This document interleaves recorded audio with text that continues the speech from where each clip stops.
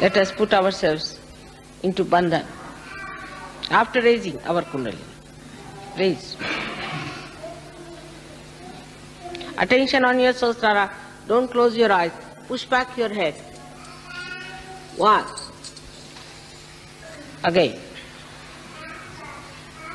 Sit straight. Take it up on your head. 2.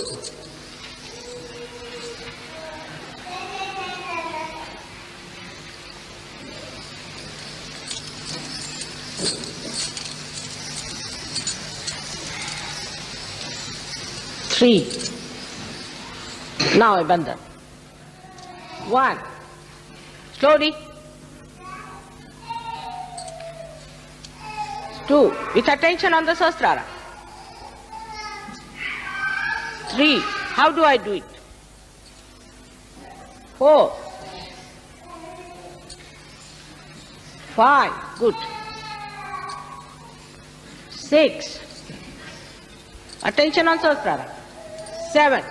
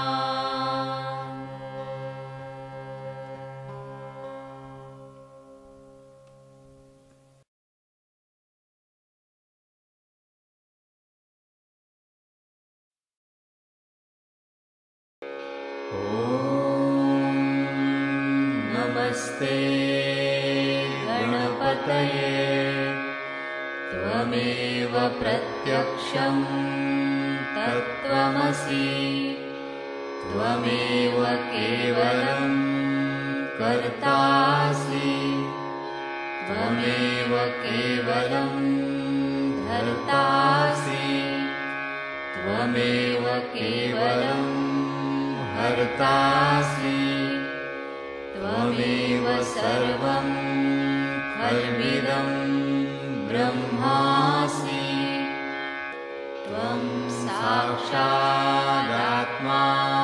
नित्यं ऋतं वच्मि सत्यं वच्मि अवत्वं माम् अववक्तारम् अवश्रोतारम् अवदातारम् अवधातारम् अवानुचानमवशिष्यम् अवपश्चात्तात् अवपुरस्तात् अवोत्तरात्तात् अवदक्षिणात्तात् अवचोर्ध्वात्तात् अवाधरात्तात् सर्वतो मां पाहि पाहि समन्तात् त्वं वाङ्मयस्त्वं चिन्मयः त्वमानन्दमयस्त्वं ब्रह्ममयः त्वं सच्चिदानन्दाद्वितीयोऽसि त्वं प्रत्यक्षं ब्रह्मासि त्वं ज्ञानमयो विज्ञानमयोऽसि सर्वं जगदिदं त्वत्तो जायते सर्वं जगदिदं त्वत्तस्तिष्ठति सर्वं जगदिदं त्वयि लयमिष्यति सर्वं जगदिदं त्वयि प्रत्येति त्वं भूमिरापो नलो नीलो नभः त्वं चत्वारि वाक्पदानि त्वं गुणत्रयातीतः त्वं देहत्रयातीतः त्वं कालत्रयातीतः त्वं मूलाधारस्थितोऽसि नित्यं त्वं शक्तित्रयात्मकः त्वां योगिनो ध्यायन्ति नित्यं त्वं ब्रह्मा त्वं विष्णुस्त्वं रुद्रस्त्वम् इन्द्रस्त्वम् अग्निस्त्वं वायुस्त्वं सूर्यस्त्वं चन्द्रमास्त्वं ब्रह्मभूर्भुवः स्वरों गणादीं पूर्वमुच्चार्य वर्णादि तदनन्तरम् अनुस्वारः परतरः अर्धेन्दुलसितं तारेण रुद्धम् एतत्तव मनुस्वरूपं गकारः पूर्वरूपम् अकारो मध्यमरूपम् अनुस्वारश्चान्त्यरूपम् बिन्दुरुत्तररूपम् नादसन्धानम् संहिता सन्धिः सैषा गणेशविद्या गणकऋषिः निःसृद्गायत्री छन्दः गणपतिर्देवता ॐ गं गणपतये नमः एकदन्ताय विद्महे वक्रतुण्डाय धीमहि तन्नो दन्ती प्रचोदयात् एकदन्तं चतुर्हस्तं पाशमङ्कुशधारिणं रथं च वरदं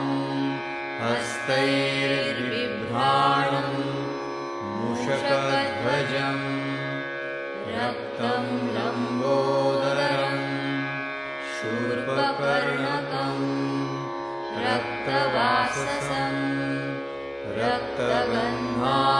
रक्तगन्धानुलिप्ताङ्गं रक्तपुष्पैः सुपूजितं भक्तानुकम्पिनं देवं जगत्कारणम् अच्युतम् आविर्भूतं च सृष्ट्यादौ प्रकृतेः पुरुषात् परम् एवं ध्यायति यो नित्यं स योगी योगिनां वरः नमो गणाधिपतये नमो गणपतये नमः प्रमथपतये नमस्ते लम्बोदरायैकदन्ताय विघ्ननाशिने शिवसुताय श्रीवरदमूर्तये नमो नमः। साक्षात् श्री आदिशक्ति माताजी श्री निर्मला देव्यै नमो नमः।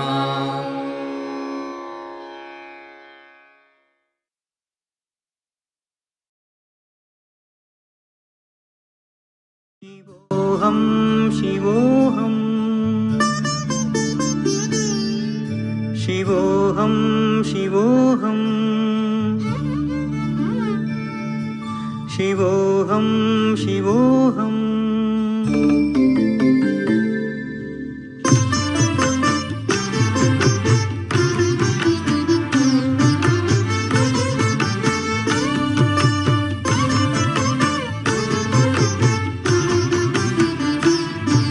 मनोबुद्ध्यहङ्कारचित्तानि नाहं मनोबुद्ध्यहङ्कारचित्तानि नाहं न च श्रोत्रजिह्वे न च घ्राणनेत्रे न च श्रोत्रजिह्वे न च घ्राणनेत्रे न च व्योमभूमिर्न तेजो न वायु न च व्योमभूमिर्न तेजो न वायु चिदानन्दरूप शिवोऽहं शिवोऽहं चिदानन्दरूप शिवोऽहं शिवोऽहं शिवोऽहं शिवोऽहं शिवोऽहं शिवोऽहम्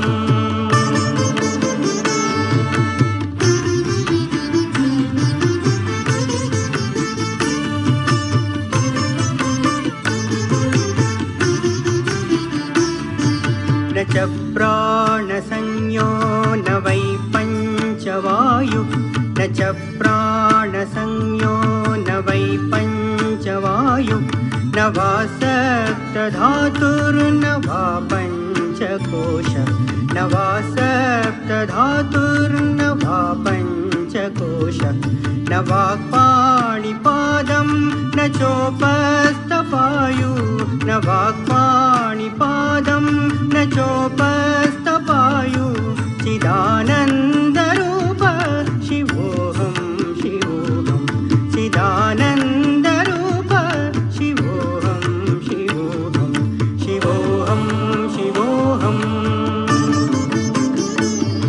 शिवोऽहं शिवोऽहम्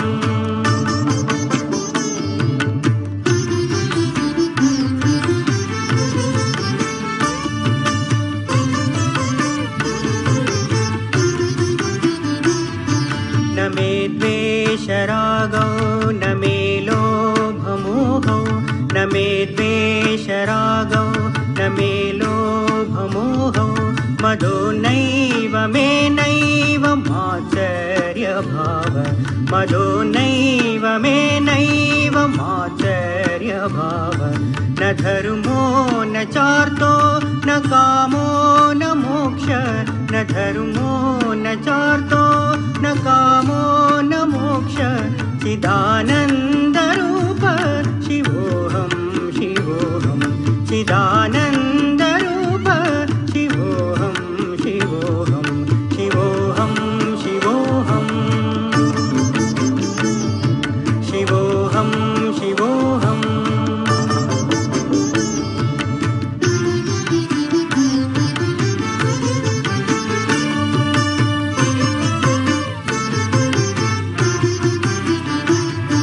न पुण्यं न पापं न सौख्यं न दुःखं न पुण्यं न पापं न सौख्यं न दुःखं न मन्त्रो न तीर्थं न न वेदा न यज्ञा न मन्त्रो न तीर्थं न वेदा न यज्ञा अहं भोजनं नैव भोज्यं न भोक्ता अहं भोजनं नैव भोज्यं न भोक्ता चिदानन्दरूप शिवोऽहं शिवोऽहं चिदानन्दरूप शिवोऽहं शिवोऽहं शिवोऽहं शिवोऽहं शिवोऽहं शिवोऽहम्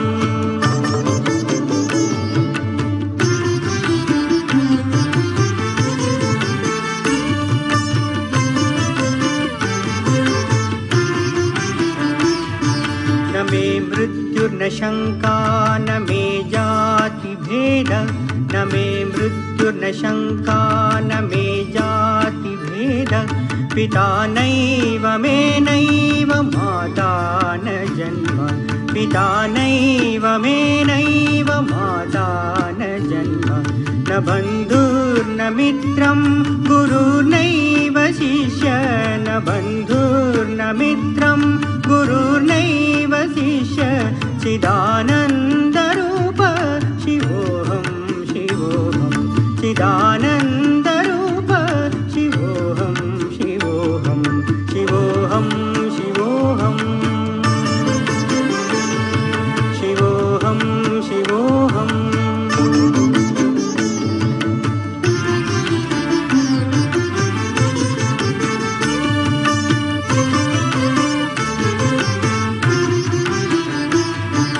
अहं निर्विकल्पो निराकाररूपो अहं निर्विकल्पो निराकाररूपो विबुद्ध्वाच सर्वत्र सर्वेन्द्रियाणां विबुद्ध्वाच सर्वत्र सर्वेन्द्रियाणां सदा मे समत्वं न मुक्तिर्न बन्धः सदा मे समत्वं न मुक्तिर्न बन्धः चिदानन्दरूप शिवोऽहं शिवोऽहं चिदानन्दरूप शिवोऽहं शिवोऽहं शिवोऽहं शिवोऽहं शिवोऽहं शिवोऽहं शिवोऽहं शिवोऽहं शिवोऽहं शिवोऽहं शिवोऽहं शिवोऽहम्।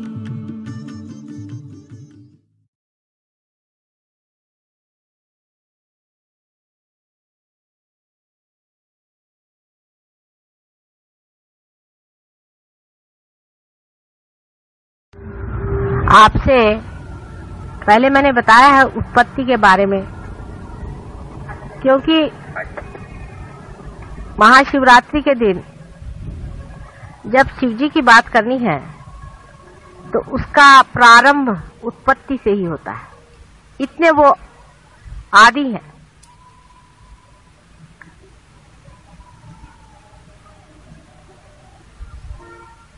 यानी परमेश्वर का जब पहला स्वरूप प्रकटित होता है यानी मैनिफेस्ट होता है, जबकि वो ब्रह्म से प्रकाशित होते हैं, उस वक्त उन्हें सदाशिव कहा जाता है। इसीलिए शिव जी जो हैं इनको आदि माना जाता है। ऐसे समझ लीजिए कि किसी वृक्ष को पूर्णतया प्रकटित होने से पहले उसका बीज देखा जाता है और इसीलिए उसको बीज स्वरूप कहना चाहिए। इसीलिए शिव जी की अत्यंत महिमा है।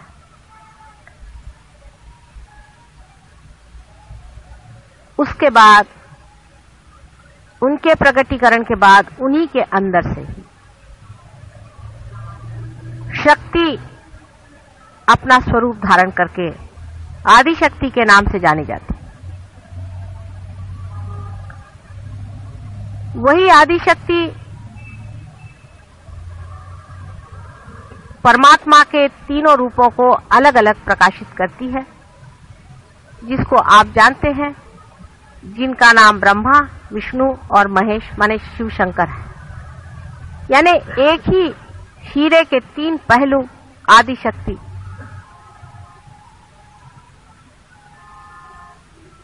छानती हैं। और जब प्रलय काल में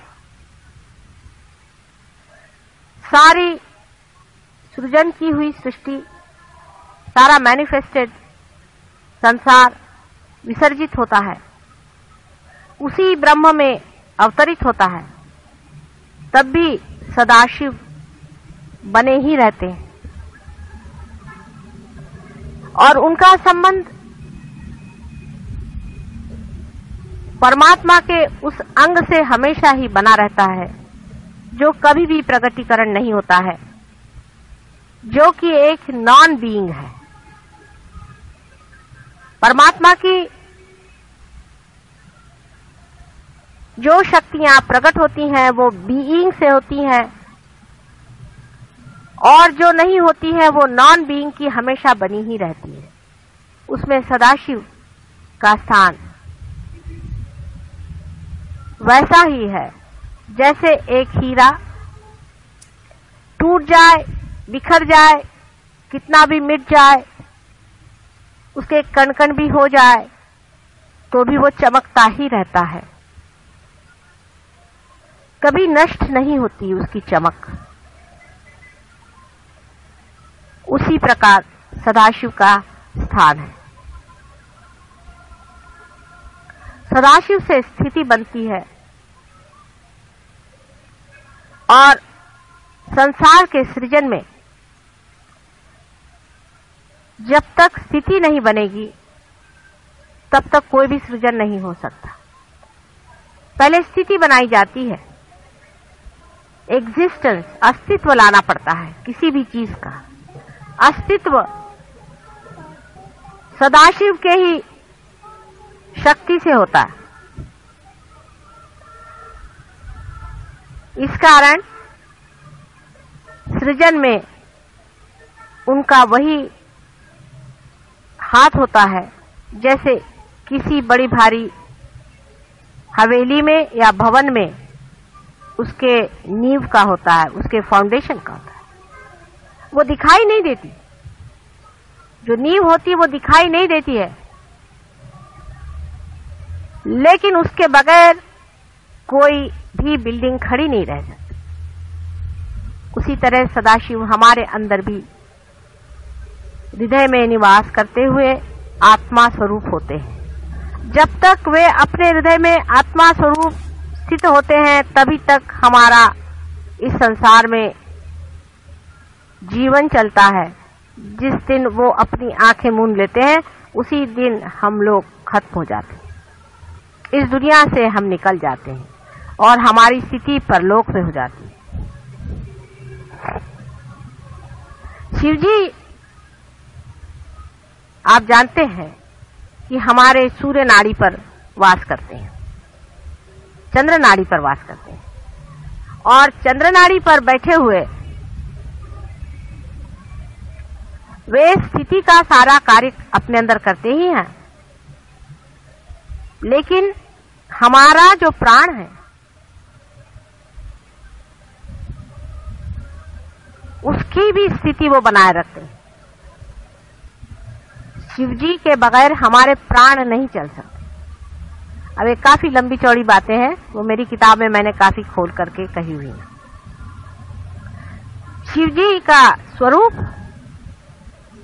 वे एक परम सन्यासी, जैसे कि परमात्मा का एक स्वरूप है कि वो अंदर से संन्यास्त है। वो किसी वजह से ये रचना नहीं करते, उनको कोई कारण नहीं है, वे अपने करते हैं, उनकी विम है, उनका मजा है। वो अगर चाहे तो रचना करते हैं, नहीं तो उसे तोड़ देते हैं। एक संन्यास्त आदमी संसार में जो बहुत से विराजते हैं वे उनके प्रतीक हैं। मेरे संन्यास से अर्थ जो दुनिया में माना जाता उससे नहीं, आप सब जानते हैं। संन्यास्त उसे कहना चाहिए जो आदमी सेल्फ रियलाइज्ड होकर के उस दशा में पहुंच गया है जहां वो साक्षी है। अंदर से वो संन्यास्त होता है, बाहर से सारे संसार में रहते हुए भी वो महान सन्यासी होता है। उसमें कुछ किसी से बताना नहीं पड़ता कि मैं सन्यासी हूं, मैंने सन्यास ले लिया है। लेकिन जो अंदर से मन हमारे अंदर सन्यास ले लेता है, जो अंदर से संन्यास्त हो जाता है, वो स्वरूप श्री शिव का है। और जो संसार में हम विराजते हैं और संसार के जो कार्य करते हैं और संसार में जितने भी हम भोगते हैं, वो भोक्ता स्वरूप परमात्मा का जो है वो उनका श्री विष्णु का स्वरूप है। इसलिए विष्णु के स्वरूप में वो भोक्ता है, शिव जी के स्वरूप में वो संन्यास है, और ब्रह्मा के स्वरूप में वो सृजन करने वाले, सृजन कार्य करने वाले करता है। इस सन्यासी के और दृष्टि करने से एक अजीब सी चीज दिखाई देती है कि नील वर्ण का इनका शरीर, क्योंकि ये चंद्रमा के लाइन पे बैठे हुए हैं, इनके गले में, हाथ में सर्प लपटे हुए हैं। इनका सारा ही अलंकार सर्पों से हो जाता है। सर्प शीतल होते हैं, शांत होते हैं, दाहकता को पीते हैं, और वो अपने ऊपर सर्प को पाले हुए हैं। माने संसार का जितना भी दुष्ट, जितना भी विपरीत, जितना भी डंक, जितनी भी जबरदस्त चीजें संसार को नष्ट करने वाली हैं, सबको अपने शरीर में समाये हैं। दुनिया भर का गरल वो पिए हुए अपने, आप जानते ही हैं कि उन्होंने गरल को शुरू में ही सारा पी लिया, और जो कुछ भी गरल संसार का होता है वो अपने अंदर पीकर संसार को ठंडा रखते, संसार को सुख देते। जो कुछ भी मर जाती है चीज, खत्म हो जाती है, वो सारी ही उनके राज्य में जाकर बसती है। और जो बेकार के लोग होते हैं, जो महादुष्ट होते हैं, उनके कारागार भी उन्हीं के चरण धूलि से बंद हो जाते। वे लोग बंदिश होते हैं शिव जी की कृपा से। उनके सर पे चंद्रमा का राज्य है। चंद्रमा स्वतः लक्ष्मी के भाई है, और इसीलिए कहा जाता है कि अपने साले को उन्होंने अपने सर पे रख लिया है। बहुत ही उनका अजीब सा वर्णन कवियों ने किया हुआ है, और बहुत सुंदर उनके सर पे गंगा का बोझा उन्होंने उठाया हुआ है। माने वो सबका गर्व हरण करने वाले। गंगा जैसी गर्भवती को भी उन्होंने अपने जटा में बांध लिया। इतनी उनकी जटाएं जबरदस्त हैं। मनुष्य में जो अहंकार होता है उसे भी वो अपने अंदर पी लेते हैं, और इसी प्रकार वो संसार की अहंकारी लोगों से रक्षा करते। वो अतुलनीय है, उनका कोई वर्णन शब्दों में नहीं कर सकते। लेकिन उनके अंदर एक बहुत बड़ा, एक बहुत ही असाधारण एक शक्ति है जो किसी भी देव देवताओं में नहीं है। वो है क्षमा की शक्ति। वे दुष्ट से दुष्ट महादुष्ट को भी क्षमा कर सकते हैं। जिन्हें गणेश जी क्षमा नहीं कर सकते, जिन्हें यीशु मसीह नहीं क्षमा कर सकते, उनको भी सदाशिव क्षमा कर सकते हैं। इसीलिए हमेशा जब भी क्षमा मांगनी होती है, बोलायचं नाही ध्यानाच्या वेळेला, कृपा करू। जब भी क्षमा मांगनी होती है तो उन्हीं से क्षमा मांगी जाती है, क्योंकि कुछ कुछ ऐसी बातें हैं जिसे गणेश बिल्कुल नहीं क्षमा कर सकते। जिसे कि हम कहते हैं कि सिन अगेंस्ट द मदर, माँ के खिलाफ कोई सा भी पाप करना, जितने भी सेक्स के पाप हैं उसको श्री गणेश कभी भी नहीं माफ कर, कभी नहीं कर सकते। उनको बहुत मुश्किल है मनाना। जीसस क्राइस्ट भी नहीं कर सकते, कभी भी नहीं कर सकते। उनके लिए सिर्फ महादेव, श्री शंकर समर्थ है। उनकी बात को ये दोनों भी नहीं टाल सकते, इसलिए उनकी आराधना करनी चाहिए। आश्चर्य की बात है कि महाशिवरात्रि के दिन लोग उपवास क्यों करते हैं। मेरी कुछ समझ में नहीं आता कि ये प्रथा कौन से आधार पर बनाई गई। या तो किसी 420 लोगों ने शास्त्रों में ये बात लिख दी गई। आज के दिन उन्होंने गरल पिया था, और आपको भी आज के दिन हर चीज खाने की इजाजत है कि आज आप गरल भी पी लें। तो आज आपने बराबर निकाल लिया कि आज तो हम उपवास करेंगे। मेरा आज इतने जोर से हृदय चक्र से खिंचाव पड़ रहा है। जिस सहज योगी ने आज उपवास किया है, मेरे हृदय चक्र को खींचे जा रहा है। अंधाकरण नहीं करना चाहिए सहज योगियों को। सोच लेना चाहिए कि जो दिन बड़ा ही सेलिब्रेशन का है, जिन्होंने गरल पी करके संसार में विजय प्राप्त की, उस शिव जी का जब इतना बड़ा महोत्सव है, उस दिन भूखा मरना किसने बताया है? जिस दिन मनुष्य खुश होता है उस दिन ज्यादा ही खाता है। आज तो 2 रोटी ज्यादा खाने का दिन है, आज सबने उपवास करके रखा हुआ है। और इसलिए शिव जी सबसे नाराज हैं। और इस चीज को शिव जी भी नहीं माफ कर सकते। तो हो गया आप लोगों का कल्याण। तभी आजकल सब दूर इतने बड़े बड़े शिव भक्तों के पहले हार्ट अटैक आता है। आज खुशियां मनाने का दिन कि उन्होंने सारे संसार का जो कुछ भी गरल था उसे पी लिया। जो कुछ भी अहित था, जो कुछ भी पाप था, जो भी दुष्टता संसार में फैली हुई थी, सबको उन्होंने शोषण कर लिया। ऐसे शिव जी के महान दिवस पर्व में हमको इस तरह से मनहूस काम करना नहीं चाहिए। अगर हम किसी के जन्म दिवस पर उपवास करते हैं तो उसके मरने पर हम लोग क्या खाना खाएंगे? सब उल्टा कारभार हमारे यहाँ चलता है। कोई मरता है तब ब्राह्मण बैठ के खाना खाते, जब कोई जन्म होता है तो सब लोग बैठ के उपवास करते घर वाले। कैसे समझाया जाए? कौन से शास्त्र में इसका आधार है? और शास्त्रों में भी महामूर्खों ने इस तरह की चीजें भर दी हैं।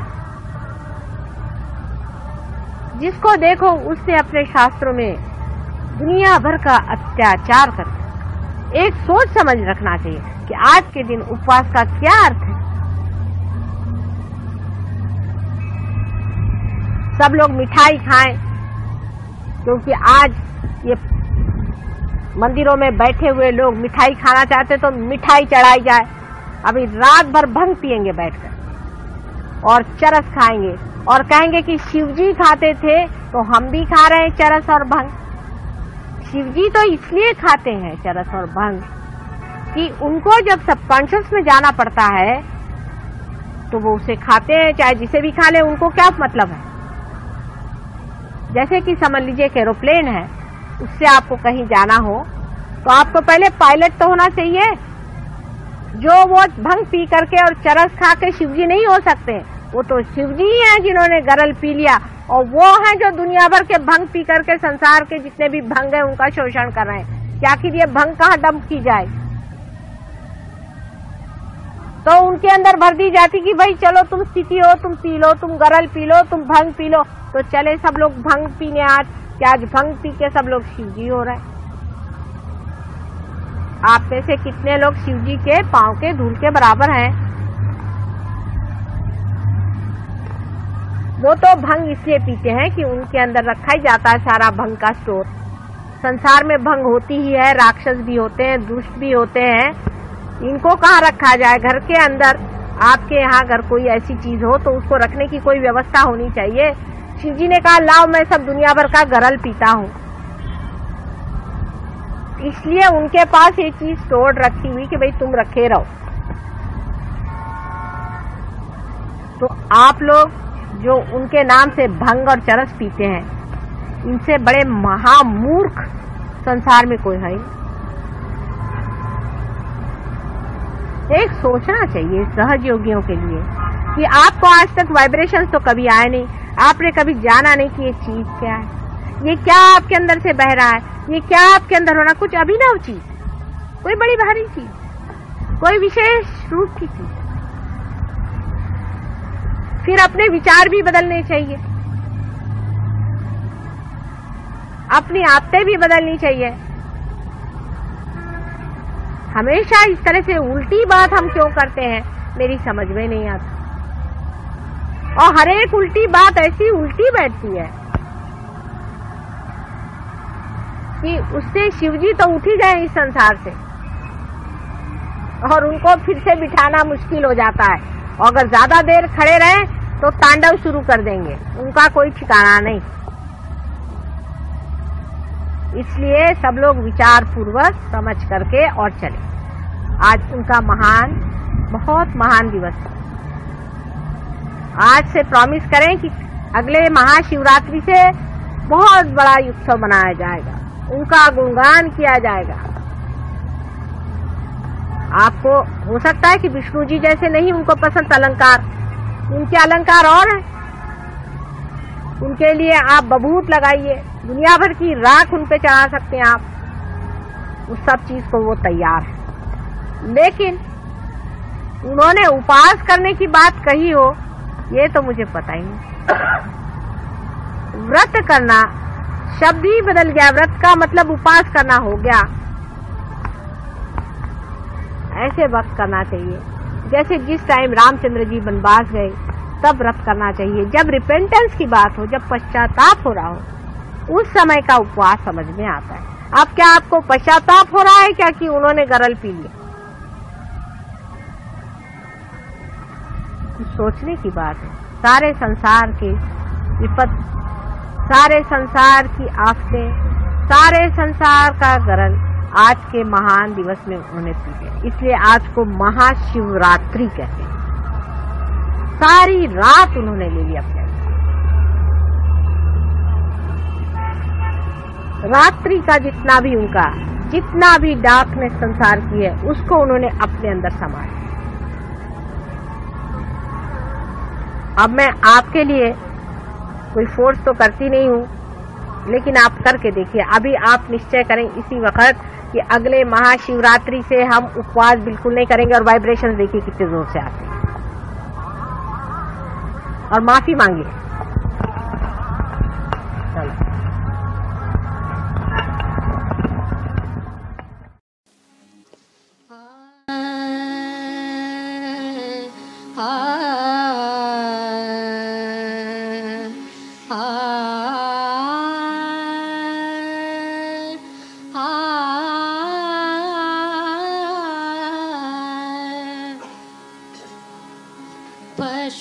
पशूनां पतिं पापनाशं परेशं गजेन्द्रस्य कृतिं वसानं वरेण्यं जटाजूटमध्ये स्फुरत्काङ्गवारिं महादेव मे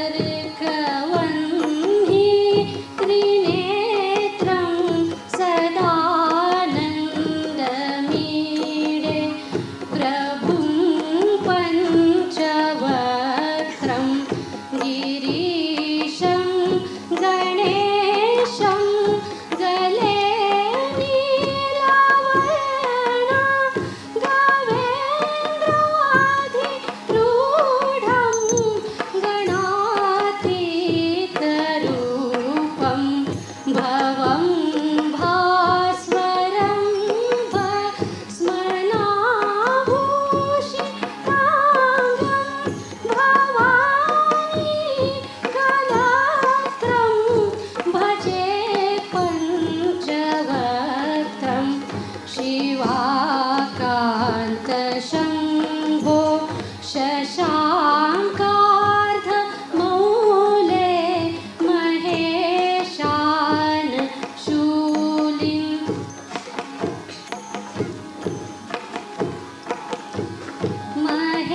महेशान शूलिन् जटाजूटधारिन् त्वमेको जगद्व्यापको विश्व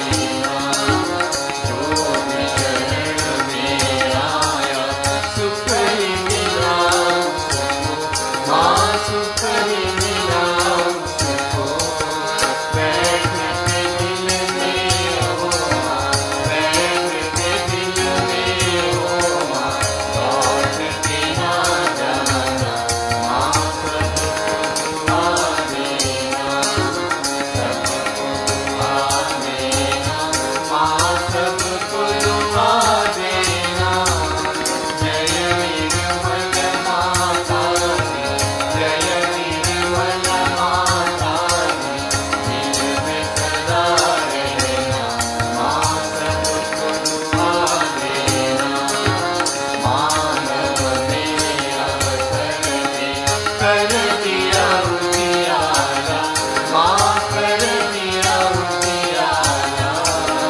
कलयुग में माया है, कलयुग में माया है, गिरती महका माँ सबको दुआ देना, सबको दुआ देना, माँ सबको दुआ देना। जय निर्मल माता दी, जय निर्मल माता दी, इनमें सदा रहना, माँ सबको दुआ देना। संतजनों की धरती है भारत माता, माँ है भारत माता। इस धरती पर आकर, इस धरती पर आकर, मुझसे दूर करना, माँ सबको दुआ देना, सबको दुआ देना, माँ सबको दुआ देना। जय निर्मल माता दी, जय निर्मल माता दी, इनमें सदा रहना, माँ सबको दुआ देना। जब दिन में आए मधु संगीत सुनो, माँ मधु संगीत सुनो, कोय सके जो सेवा, कोय सके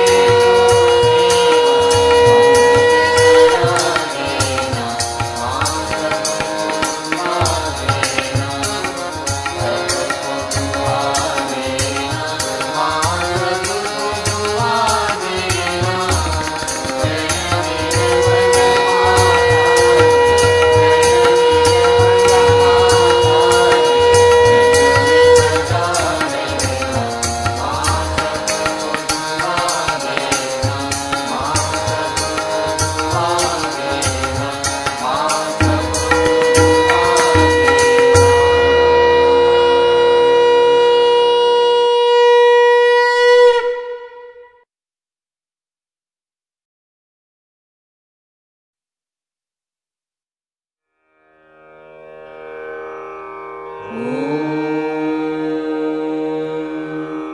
त्वमेव साक्षात्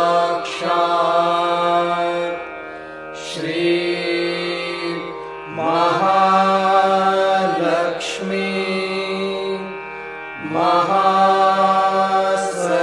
महासरस्वती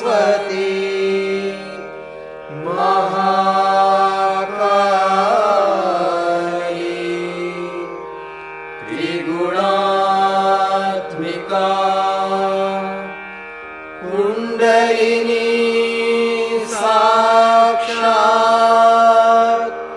श्री आदिशक्ति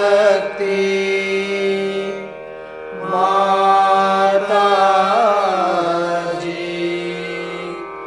श्री निर्मला देवी नमो नमः। ॐ त्वमेव साक्षात् श्री कल्की साक्षात् श्री आदिशक्ति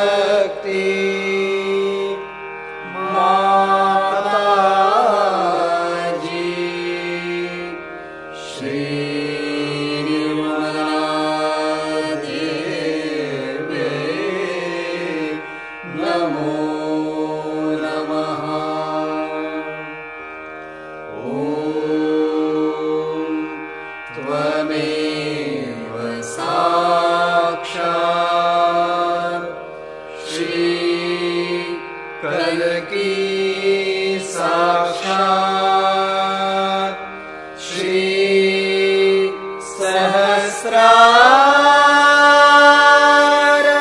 स्वामी